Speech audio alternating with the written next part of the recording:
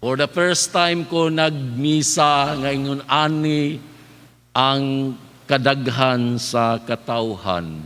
Praise the Lord. Palakpakan nato ang niya karon dinhi. Actually, bulanon ko. Ang akong bukasyon lang nahatod dinhi sa Mindanao, pinaagi sa diocese sa Mati. O gikuha lang ko ni Father Bong kay kulang daw ang pari diri nga maghatod sa katawhan ni ining maanindot kaayo nga tradisyon nga atong gimithi. 14 nga anak ni Charing ug Takyo.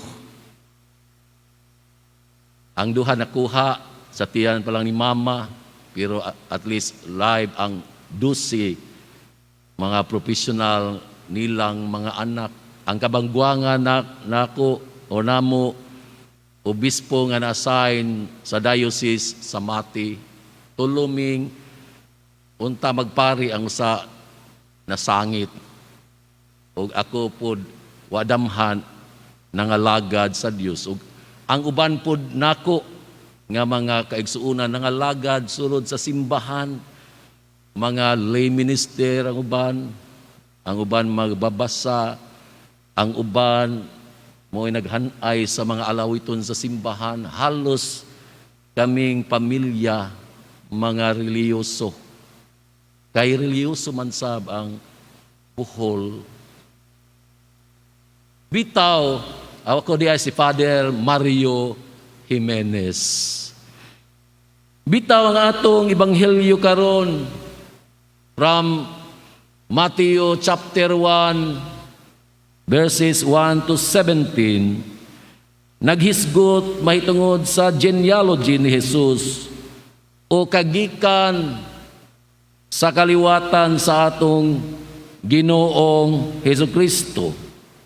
Og siyempre, kung maghisgutag kagikan, dili lang ang kagikan sa pagkatao ni Jesus ang pwede natong hisgutan, kundili pwede sab natong hisgutan ang ideya mahitungod sa ubang mga butang nga usahay wala nato damham mo exist sa ato ang pagtuo diha isip mga Kristohanon Katoliko.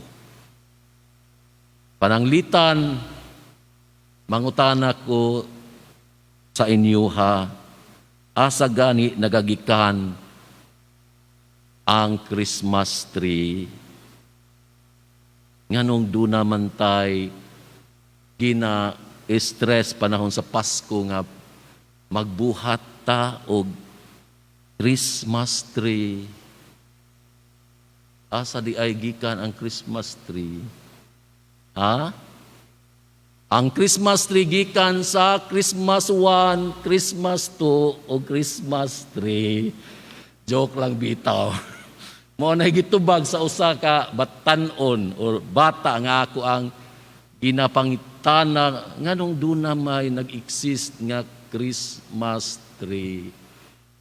Bitaw ang tinuod nga answer niya na sa beginning sa wala pa ng Christmas tree, ibuhat kani adto sa mga Hudiyo ang Jesse tree. Naghisgot na sa kaluwasan nila nga ipaabot mga personahe nga nakatulog kaluwasan, no? Mag-ugbok sila og kahoy din nga bear, tapos idayan-dayan nila dito ang picture kani adto sa nagluwas kanila sa dako kaayong baha. Sinuwi ibitay dito sa Jesse tree.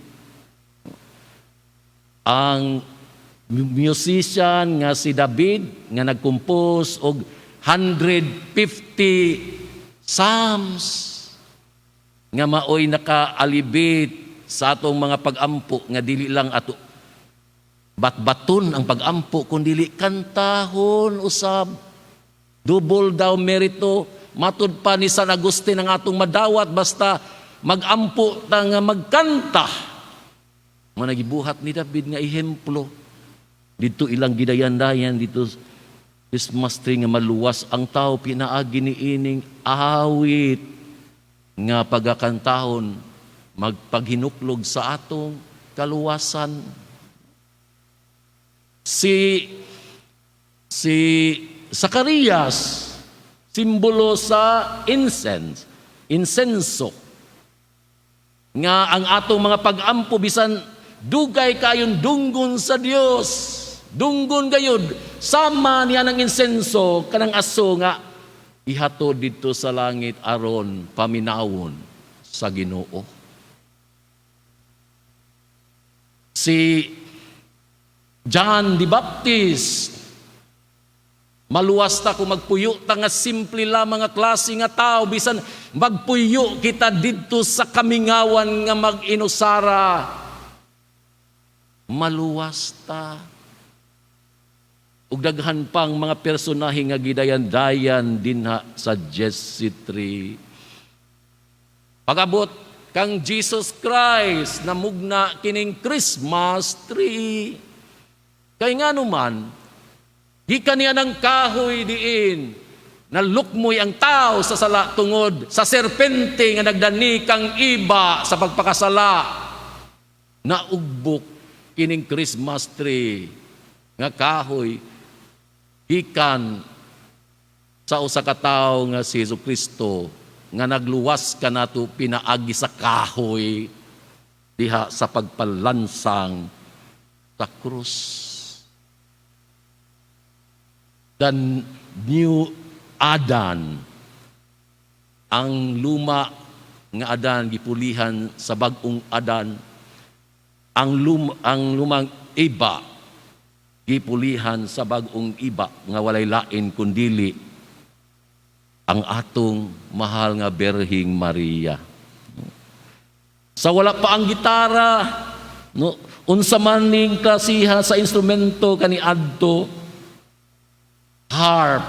harpa gigamit ni David sa pagkanta.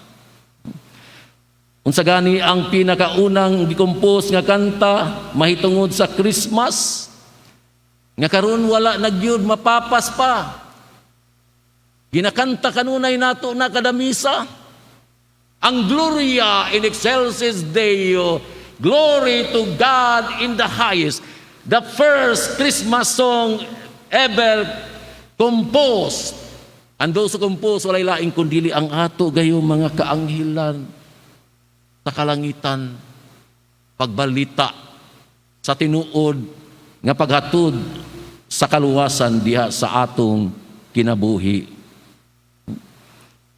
Mga kaigsuunan ko, diha kang Kristo, daghang mga butang nga hisgutan may tungod ni ining ideya sa kagikan. Ug usa sa mga butang nga ngayan gyud natong pamalandungan kining paghisgot sa kagikan ni ining tradisyonal nga pagmithi sa siyam kaadlaw nga mga santos nga misa nga ato ang ginamithi every year. Una moabot ang pagsaulog ug paghandom sa Pasko sa pagkatao sa Ginoo o paghandom sa iyang ikaduhang pagbalik. Kay gisaad man na ni Jesus una siya misitiw sa kalangitan nga mubalik siya aron paghukom sa mga buhi o sa mga minatay. Actually, ang Misa de Gallo nag-exist ni way back 1640. Ang ideya kagikan sa mga hinimbahon kaayong mga Pinoy kaniadto. Lupigan pa ang mga Espanyol ko, bisan pa ang mga Espanyol ang naghatod kanato diha sa pagmithi, sa pagsimba. Pero ang mga Pinoy gayud ang number one nga nag-create ni ining 9 days nga nobina pagmayhon sa pagkatao ug pag-abot sa atong Ginoong Hesukristo. Gani karon sa Roma gina-celebrate na didto sa Roma mismo pinaagi sa atong Santo Papa Pope Francis ug sa atong pinalanggang Cardinal Tagle ining misa di Gallio karon didto gi-accept na sa kinatibuk-an sa kalibutan isip mga Katoliko. Palakpakan nato ang Dios. Kay dunay dating alang sa atong kaluwasan, dunay dating dili ug dili gyud nato na wadon.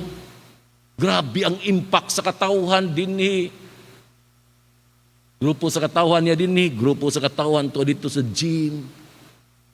Tan-awa giunsa pagmayhon kining maong tradisyon sa simbahan dire lang nga gibuhat sa Pilipinas.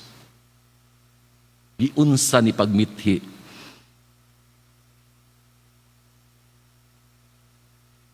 Gihimo ni nga idea sa kagikan sa mga tao nga hinimbahon nga Pinoy kaniadto.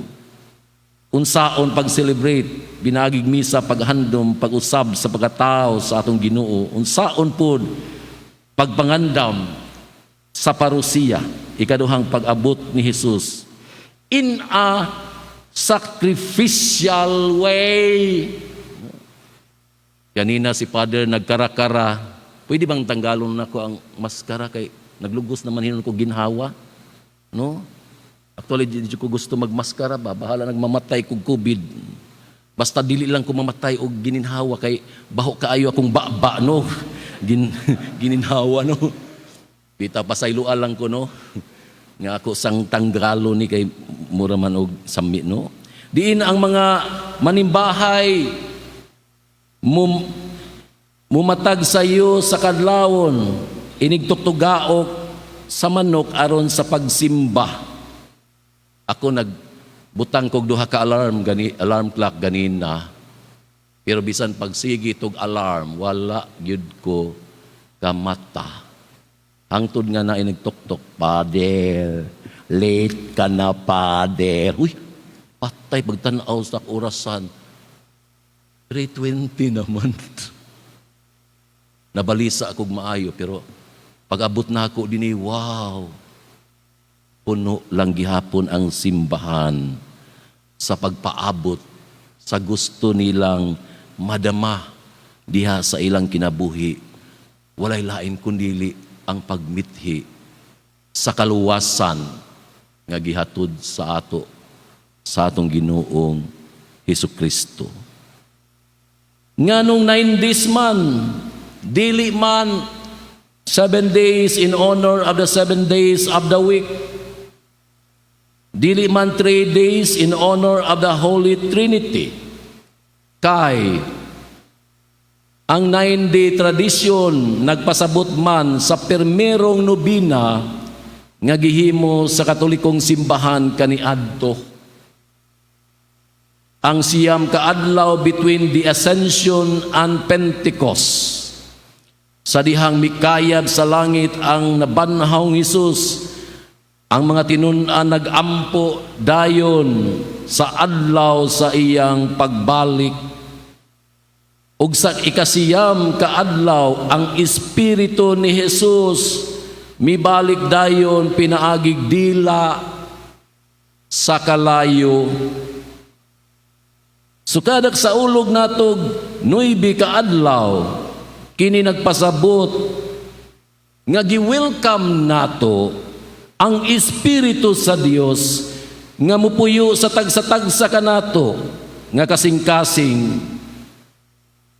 Ug ang ihemplo baya niini walay laing kundili ang mahal nga Birheng Maria nga mao'y nag-welcome ni Jesus sa iyang sabakan hangtod gipakataw ug hangtod mitahan siya sa iyang kinabuhi alang sa kaluwasan sa tanan. Mao nga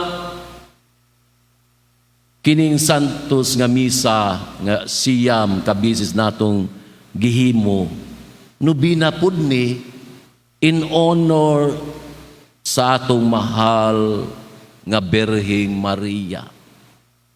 Kay siya man ang pinakapirmirong mitando sa gusto nga kaluwasan nga ipaabot sa atong Ginoo sa pagsigig. Yes, Lord. Yes, Lord.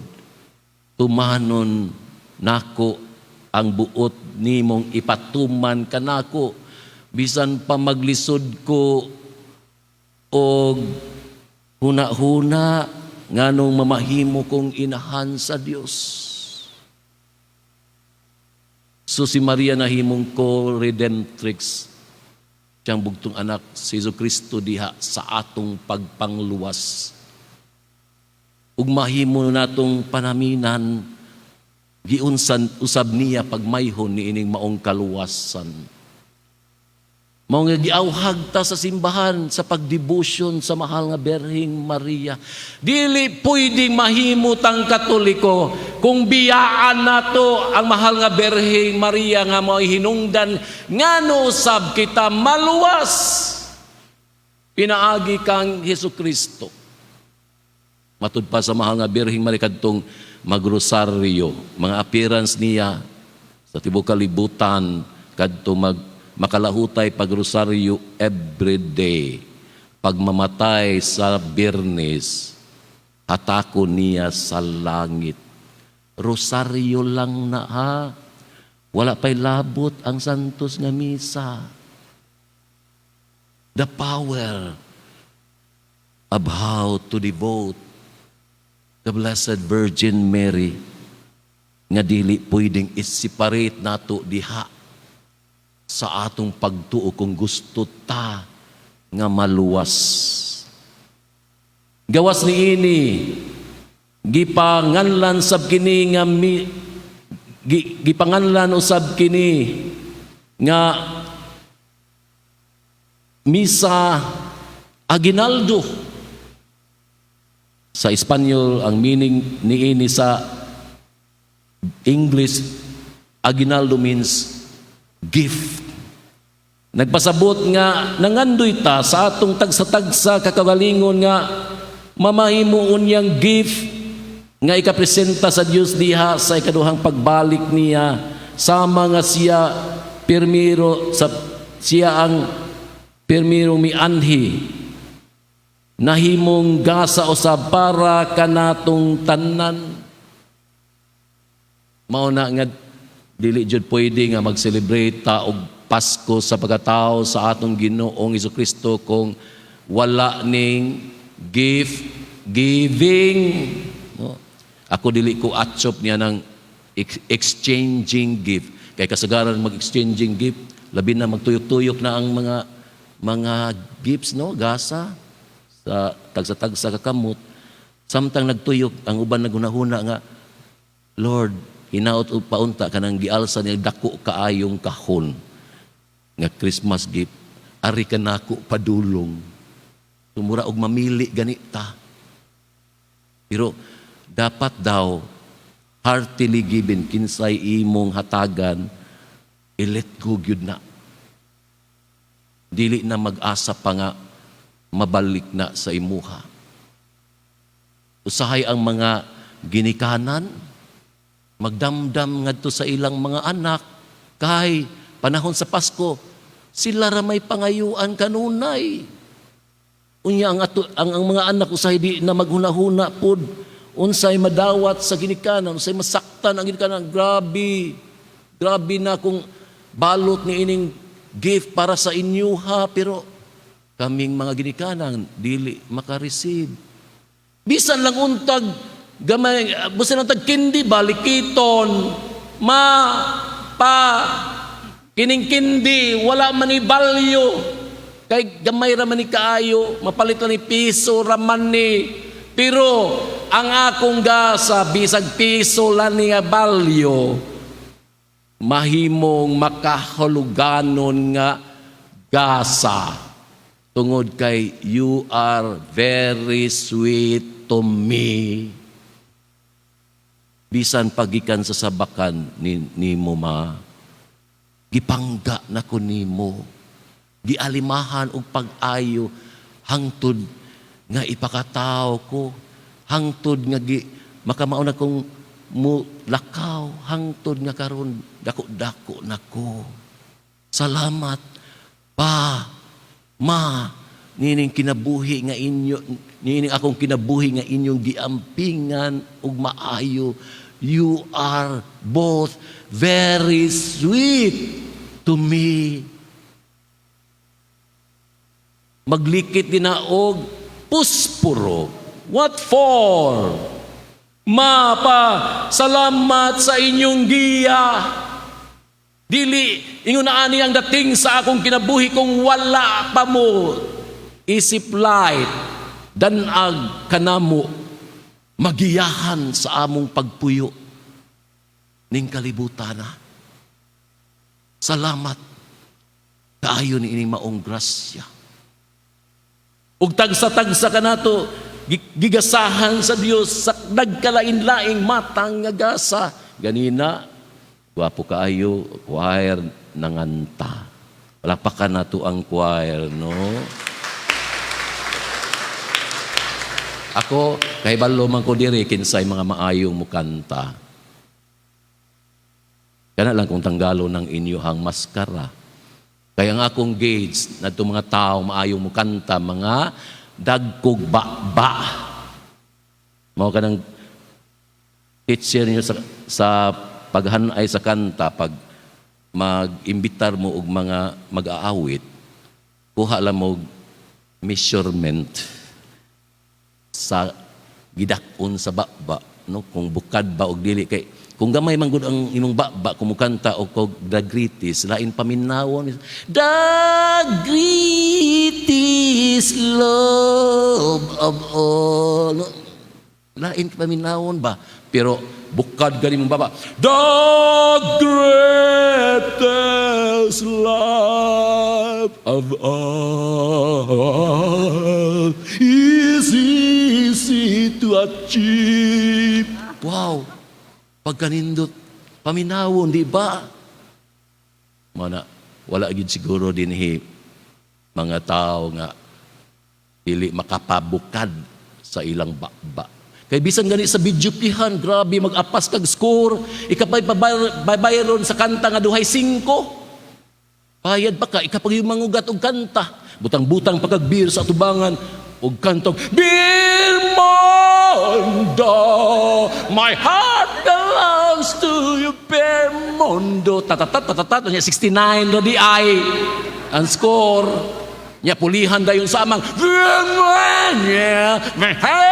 tatatat nya 100 pa ang amang. Pero pag abot diri sa simbahan, kadlawon na bang dako, no, mura og lain pa istorya. Inigkanta og aleluya na ngaluya na ngaluya. Bitaw, ba lang na ha. Pero giunsan nato pagmiti sa atong ba para makatabang tas kaluwasan sa tanan nga maminaw og tarong kanato nga nagsangyaw sa pulong sa Dios aron sila maluwas. Ako kahibalo ko kinsay mga manggihatagon diri ang expression sa pagtagana ni Jesus Christ sa iyong kagalingon para sa uban, expression sa manggihatagon nga tao. No? Brad, kay balo ka kung ang tao manghihatagon og dili, bisan wa ka kaila, kay balo ba kaniya na pag-measure, lisod i-measure, di ba? No? Pero ako kay balo ko. Kasagaran mga tao nga manggihatagon, humot og ilok. Ang mga tao nga mga dalo, bahog ilok. Labi na inikanta sa halad, ani ang among halad, gikan sa kasing-kasing. Nahuman na kanta og nibot sa sibot. Wala pa gyud ka bitaw sa iyang ilok nga nagpuot na diri sa kabaho. No? So, gi-challenge ta sa Ginoo diha sa ato ang pagkagasa ngadto kaniya diha sa atong maginasahon nga kinabuhi, no? Ako kahibalo ko kinsay mga tao nga maayong muluto, labi nagtanggalo na inyong maskara. Kasagara mga taong maayong muluto, mga tag-as og suwang, labi nag-iapil og sugay ng iyang suwang, mas lamian pagyud ang putahi. Mao na kung panahon sa pista, inbitar gyud mo din hagpalinya sa mga tag-as og suwang. Mao na inyong palutuon para busog ang tao sa mga pagkaon nga idalit. No? Sa Manila, 8 p.m. ang ilahang misa di Gallo, pero dili na misa di Gallo, kundi simbang gabi. Nganong simbang gabi iman ang gi-stress ni ana. Kanang usahay mag-inilugay mong guning persa sa kangit-ngit diha sa kahayag. Ginapadama ka nato nga niini ang pagsaulog nato sa Novena Masses. Dapat ang kasanag maoy mulabaw kaysa kangit-ngit sama sa nahitabo din sa Christmas wreath. No? Inanay ng musanag, dagkutan ug mudaghan ang mga light effects ni anang maong Christmas tree wreath hangtod mamahimong Christmas lights. Pagbaton sa atong kinabuhi nga unta ihikling nato ang kasalanan nga atong nabuhat ug mubalik ta sa Ginoo. Mangandoy ta nga maiusa kaniya diya sa pagbiya sa atong makasalanan nga kinabuhi. Bag-uhon nato ang atong kinabuhi diha kang Kristo. Ug uban pa nga mga makahuluganon nga mga butang nga ma-express nato niya anang pagmayho nato niining 9 days nga nobina. Mga kaigsuonan ko diyang Kristo, nasayod ko nga dili lalim ang paglahutay ni ining 9 days nga nobina masses. Apan kung isipon pa lang nato ang pagkamahinungdanon, makahuluganon niini sa atong pagtuo, I'm sure dili gyud ta kapuson sa paghalad nato niini. Dili lang siguro sa pagsugod ta musimba, kundili hangtod matapos ng 9 days in preparation sa dakong kapistahan nga atong ginamiti every year, ang kapistahan sa pagkatao sa atong Ginoo isip. Gasan nato diha sa atong kaluwasan. Kini ang atong panghinaot. Manindog